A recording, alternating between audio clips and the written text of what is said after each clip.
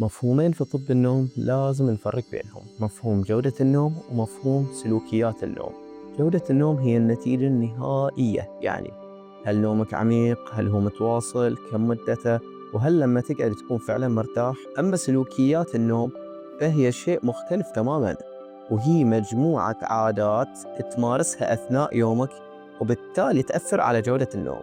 خليني أبسطها لك أكثر. سلوكيات النوم تشمل أشياء مثل وقت الاستيقاظ، التعرض إلى الضوء، النشاط الرياضي، الكافيين، الأكل، روتين ما قبل النوم. أما جودة النوم فهي النتيجة اللي يطلع فيها كل هذا مجتمع مع بعض.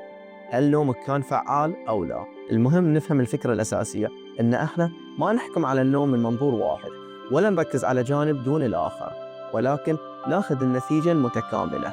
وفي الفيديوهات الجاية بنتكلم بشكل مفصل عن كل عامل منهم، وبنشرح تأثيرهم على جودة النوم وعلى الساعة البيولوجية، وشنو التدابير اللي نقدر نتبعها لتحسين جودة نومنا.